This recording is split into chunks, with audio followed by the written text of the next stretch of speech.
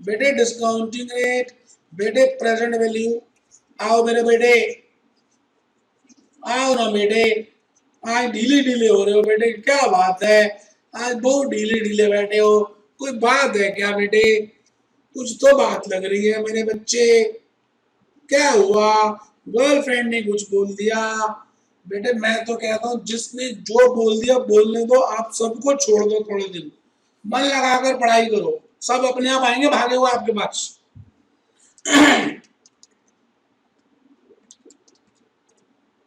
3,75,242। लो बेटे, 3,75,242।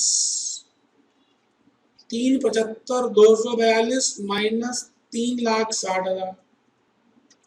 लो बेटे पॉजिटिव आ गया, 15,242 पॉजिटिव। आराम से नोट कर लीजिए, मुश्किल कुछ है ही नहीं। वहम है मुश्किल आपके मन का, जो आपने मेंटल ब्लॉक बनाया हुआ, नहीं कर सकते, होगा नहीं। बेटे कैलकुलेटर से IRR हो जाए, कहां की बातें कर रहे हो? लिखो। चलिए जी, अब लिखिए जी, लास्ट स्टेप है। After calculating, step number 5, after calculating negative and positive NPVs. After calculating negative and positive NPVs, we will use the following formula for calculating IRR।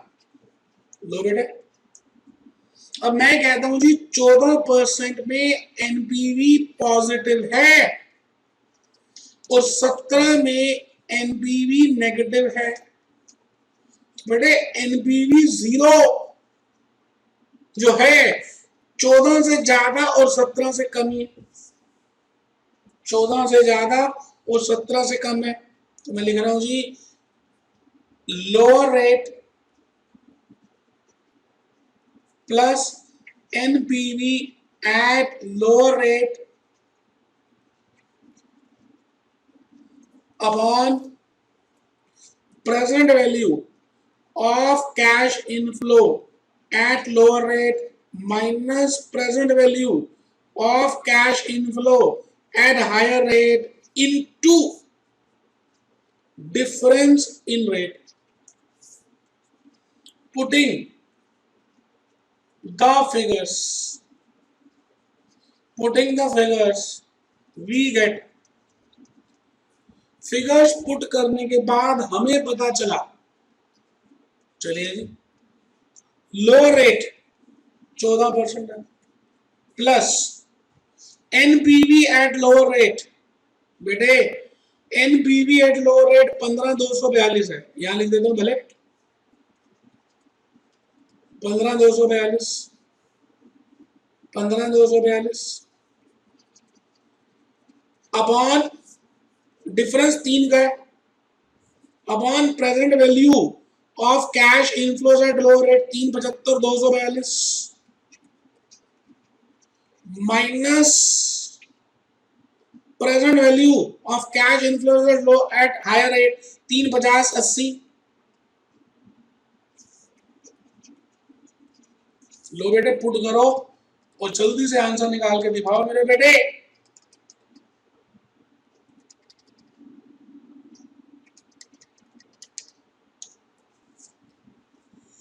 14% plus 15,242 upon 25,162 into 3,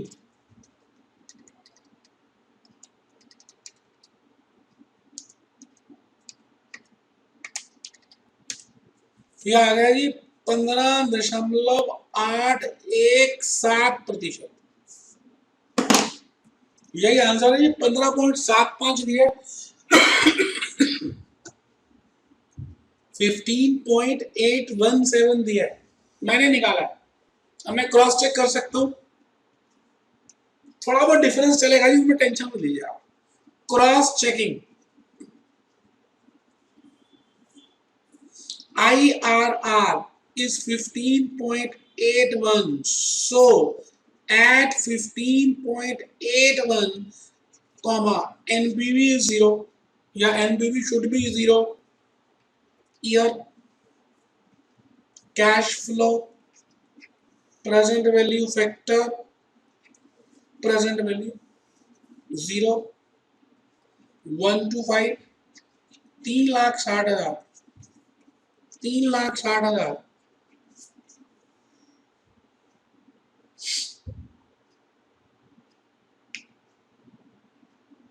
109, 400। तो बेटे आ जाओ 15.15 में 1/1.1581, 1 2 3 4 5 ग्रैंड टोटल, तो यार बेटे 3.2888, 359, 801, थोड़ा decimals पूरा लेंगे तो पूरा ही आएगा बेटे 3,60,000, एनपीवी इज 0। बेटे अब मैं जो बताने जा रहा हूं, यकीन मानिए बड़ा ही इंपॉर्टेंट है, तो प्लीज आप इसको नोट कर लें। क्वेश्चन 46 का आंसर मैंने दिया हुआ है, आप प्लीज वहीं से करेंगे, आपके पेपर में आया हुआ है। बेटे क्वेश्चन 47 का भी फुल आंसर दे दिया है, 48 का भी फुल आंसर दे दिया है, आप चेक करिए। बेटा फुल आंसर दिया है तो आपको वहीं से करना है। मैं इस समय क्वेश्चन नंबर 50 के तरह के क्वेश्चंस में आ रहा हूं, इसको मैं बोलता हूं case study, case study type of questions. बेटे बहुत ही इंपॉर्टेंट है जो मैं इस समय शुरू कर रहा हूं। बेटे आईआरआर में केस स्टडी के क्वेश्चंस आते हैं, इसका वैसे दूसरा नाम है comparison type of questions, comparison type of questions. जब आप दो चीजों को कंपेयर करते हैं, मान लेते हैं आपके पास दो प्रोजेक्ट्स हैं, प्रोजेक्ट एक्स और दूसरा प्रोजेक्ट वाई। अब आप इन दोनों प्रोजेक्ट्स में एनपीवी निकालेंगे, तो सपोज करते हैं एक लेवल की आ रही है, और आईआरआर निकालेंगे तो जिस इसकी ज्यादा आ रही है इसकी कम आ रही है, बड़ी दिक्कत आ जाएगी। ध्यान से बेटे, ध्यान से मेरे बच्चे, कमर सीधी करो बेटे, ध्यान से बैठो, मेरी बात को सुनो मेरे बच्चे। मैं आपसे ये कह रहा हूं कि मैंने आईआरआर में 3 तरह के क्वेश्चंस देखे।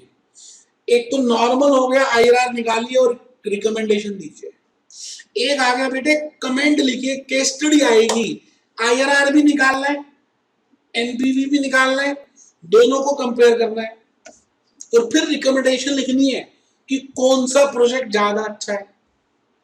और बेटे third third third missing figures. तो बेटे आईआरआर में 3 तरह के क्वेश्चंस पूछ सकते हैं in case of internal rate of return. पहला नॉर्मल क्वेश्चंस, आपसे नॉर्मल क्वेश्चंस पूछे जा सकते हैं। दूसरा केस स्टडी के क्वेश्चंस भी पूछे जा सकते हैं, case study type of questions. और बेटे तीसरे मिसिंग फिगर्स। बेटे मैं आज दोनों खत्म करने वाला हूं, मैंने अभी तक जो कवर किए हैं वो नॉर्मल क्वेश्चंस ही कवर किए हैं, केस स्टडी इसके बाद करूंगा और मिसिंग फिगर्स उसके बाद करूंगा। आराम से बेटे, आराम से, कोई जल्दी है ही नहीं। लेकिन बेटे केस स्टडी के क्वेश्चंस को करने से पहले मैं आपको कुछ थ्योरी की बातें बताना चाह रहा हूं। तो IRR case study type of questions और comparison comparison type of questions. Paper के लिए बेटे वेरी वेरी इंपॉर्टेंट, बहुत इंपॉर्टेंट है। आप ये समझ लीजिए कि आपके पेपर में आया ही आया। तो आइए जी, पहले मैं चाहता हूं कि आप उसकी थ्योरी में आ जाएं। मैं थोड़ा सा बताना चाहूंगा, प्लीज सभी क्वेश्चन नंबर 5, मुझे लगता है 5 ही है।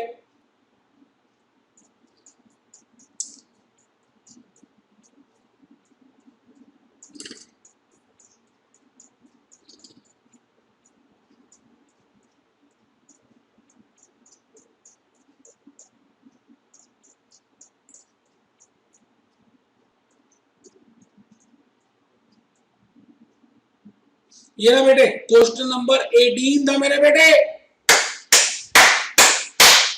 सभी बच्चे निकाल लें प्लीज थ्योरी में question number 18।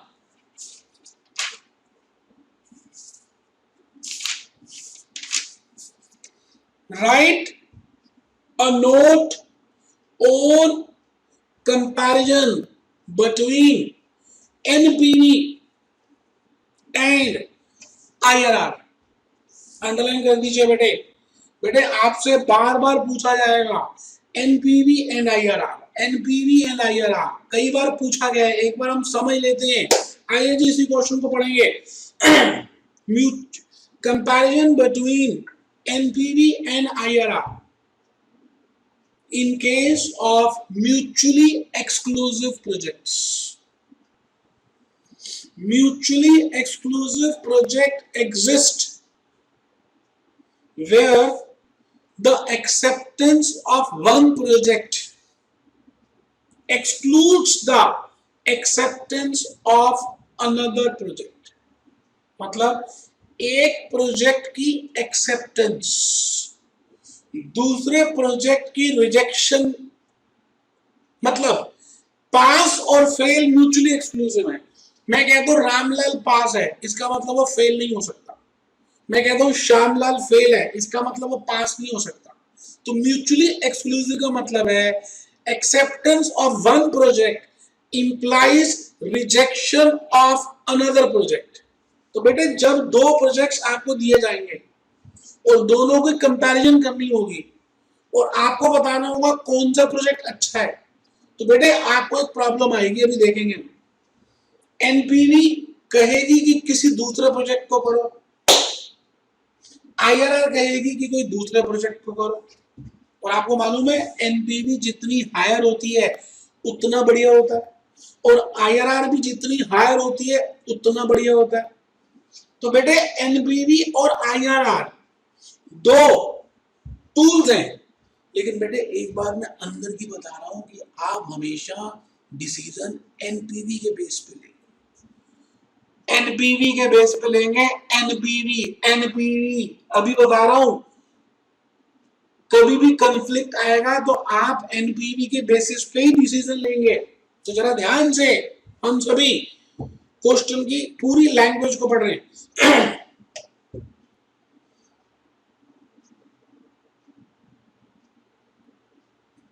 Sometimes the task of choosing one of these projects become difficult for finance manager because NPV and IRR may give contradictory rankings. Underline कर दीजिए, contradictory rankings. The conditions under which contradictory rankings can occur are, underline करेंगे, size disparity, time disparity and life disparity. बेटे तीन है, size disparity, बेटे life disparity and time disparity. बेटे तीन ऐसे कारण हैं जिसकी वजह से डिफरेंसेस आ सकते हैं। साइज डिस्पैरिटी, आराम से बेटे आराम से, कोई जल्दी है ही नहीं। if the investments of the two projects are different, अगर एक प्रोजेक्ट छोटा है और दूसरा प्रोजेक्ट बड़ा है, if the investments are different, जैसे मैंने यहाँ पर दो प्रोजेक्ट्स लिए हैं, एक प्रोजेक्ट ए है और एक प्रोजेक्ट बी है। प्रोजेक्ट ए में आउटफ्लो 7,000 रुपए की है और प्रोजेक्ट बी में आउटफ्लो 12,000 रुपए की है। इसका मतलब एक प्रोजेक्ट छोटा है, दूसरा बड़ा है। इनफ्लोज देखिए, लाइफ सेम है। अब मैंने एनपीवी खुद कैलकुलेट कर दी, आप कैलकुलेट करके देख सकते हैं, यही आ रही है। एक्चुअली में ये क्वेश्चंस पेपर में आए हुए थे, मैंने वहां से कॉपी पेस्ट मारे। एनपीवी बेटे बी की ज्यादा आ रही है, चेक करिए। एनपीवी प्रोजेक्ट बी की ज्यादा है और बेटे आईआरआर प्रोजेक्ट ए का ज्यादा है, चेक कर लो। NPV is more of project B. अब ये घर में आप कर सकते हैं, कैलकुलेटर से कर सकते हैं। कॉस्ट ऑफ कैपिटल 10% दी हुई है, आउटफ्लो गिवन है, इनफ्लो गिवन है। आप चेक कर सकते हैं कि एनपीवी क्या सच में बी की ज्यादा आ रही है या नहीं। और बेटे आईआरआर भी चेक कर सकते हैं। तो अब बताइए जी, मैं आपसे कुछ पूछूंगा कि भाई कौन से प्रोजेक्ट को करना चाहिए, प्रोजेक्ट ए को या प्रोजेक्ट बी को।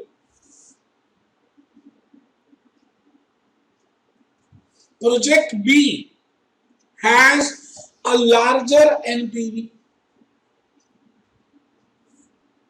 आप चेक करिए, ऊपर लिखा हुआ project B has a larger NPV and project A has a higher IRR.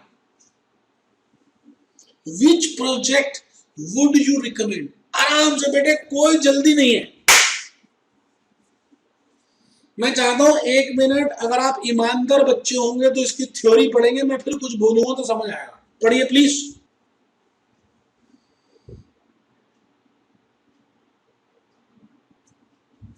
बेटे बहुत ही बढ़िया बातें लिखी हुई हैं। मैं आपसे 1 मिनट के लिए इसको छोटा करके एक बात समझाना चाहता हूं। मैं आपसे ये कह रहा हूं बेटे, हम क्या डिस्कस कर रहे हैं कि आपको जब भी म्यूचुअली एक्सक्लूसिव प्रोजेक्ट्स दिए जाएंगे तो आपको डिसाइड करना मुश्किल हो जाएगा, मुश्किल हो जाएगा। क्यों मुश्किल हो जाएगा? कि हम प्रोजेक्ट नंबर ए को करें एक्सेप्ट या प्रोजेक्ट नंबर बी को एक्सेप्ट करें। बेटे प्रोजेक्ट ए और बी को एक्सेप्ट करने से पहले हम कुछ डिसीजन टूल्स यूज करते हैं, जैसा आपने अभी तक कैपिटल राइटिंग के क्वेश्चंस में देखा। एक टूल है एनपीवी और दूसरा टूल आपको बता दिया बेटे आईआरआर होता है। एक टूल है नेट प्रेजेंट वैल्यू और दूसरा टूल है इंटरनल रेट ऑफ रिटर्न। बेटे ये दो टूल्स की मदद से आप बड़े बड़े प्रोजेक्ट्स कर देते हैं। और मैंने आपको एक बात बताई हुई है कि एनपीवी हो या आईआरआर हो, higher the better, higher the NPV better it is. और बेटा यहां पर भी higher the IRR better it is. आराम से बेटे, बेटे अब प्रॉब्लम ये आ जाएगी कि आप जैसे प्रोजेक्ट ए कर रहे हैं और बी कर रहे हैं, बेटे एनपीवी तो इसकी हायर होगी और प्रोजेक्ट बी की लेस होगी, मान रहे हैं, और आईआरआर इसकी लो होगी, इसकी हाई होगी। इसका मतलब एनपीवी की सुने तो प्रोजेक्ट ए एक्सेप्ट करना चाहिए, और अगर आईआरआर की सुने तो प्रोजेक्ट बी एक्सेप्ट करना चाहिए। अब दिक्कत आ जाएगी एक फाइनेंस मैनेजर को कि वो कौन सा प्रोजेक्ट एक्सेप्ट करे। बेटे यही तो केस स्टडीज है, यही तो डिसाइड करना है बेटे। तो मैं आपसे कह रहा हूं, जुगाड़ बता रहा हूं। पहले तो जुगाड़ ये है कि जब भी प्रॉब्लम आए, जब भी कोई भी प्रॉब्लम आए, आपको एनपीवी के बेसिस पर, आपको एनपीवी के बेसिस पर डिसाइड करना चाहिए। इसका मतलब जिसकी एनपीवी ज्यादा होगी, higher the NPV better it is, higher the NPV better it is. अब आपको मैं ये बताने जा रहा हूं कि क्यों। बेटे ये प्रॉब्लम 3 केसेस में आ सकती है। एक केस है साइज डिस्पैरिटी, जो मैं अभी समझाने जा रहा हूं। दूसरा है टाइम डिस्पैरिटी, तो बेटे तीसरा है लाइफ डिस्पैरिटी। इसका मतलब अगर साइज की वजह से डिफरेंस हुआ, अगर साइज की वजह से डिफरेंस हुआ, टाइम की वजह से डिफरेंस हुआ और लाइफ की वजह से डिफरेंस हुआ, तो बेटे आपका ये जो डिफरेंस है 3 वजह से हो सकता है। साइज की वजह से, टाइम की वजह से और बेटे लाइफ की वजह से। तो मैं आपसे ये कह रहा हूं कि मैं पहला डिफरेंस ये बता रहा हूं, चाहे किसी भी वजह से हो, सीधी सी बात, हमें एनपीवी के बेसिस पर डिसीजन लेनी है। हमें एनपीवी के बेसिस पर डिसीजन लेनी है, सीधी सी बात है। हम जो भी डिसाइड करेंगे, जब भी डिसाइड करेंगे, एनपीवी के बेसिस पर डिसाइड करेंगे। अब क्यों, वो बताने जा रहा हूं। बेटे साइज डिस्पैरिटी का मतलब है, साइज डिस्पैरिटी और साइज डिफरेंस। जैसे मानते हैं जी 2 प्रोजेक्ट्स हैं, एक प्रोजेक्ट ए है और दूसरा प्रोजेक्ट बी है। एक प्रोजेक्ट तो बहुत बड़ा सा है, ऐसा मानते हैं कि कुछ इस तरह से ये आउटफ्लो है और ये इनफ्लोज है, और दूसरा प्रोजेक्ट की आउटफ्लो ये है और इनफ्लो ये है। मैंने जान के चित्र बना के दिखाया कि किस तरह से हम कैलकुलेट करेंगे। वैसे मैं अमाउंट भर दूंगा, जैसे मैंने आपको अभी एक क्वेश्चन नंबर 1 दिया और उसमें ये बताने की कोशिश की, क्या देखिए जरा, अभी एक जो आपने अभी क्वेश्चन नंबर 15 में पढ़ रहे थे बेटे, उसी को पढ़ना है एक बार। 7,000 बेटे यहां दिया है, वो बेटे 12,000 यहां दिया है, वो बेटे 5,520, 5,520, 5,520, 3 साल है बेटे। 3,430, 3,430, 3,430 बेटे ये लो। बेटे 2 प्रोजेक्ट्स हैं, प्रोजेक्ट ए और प्रोजेक्ट बी। Size disparity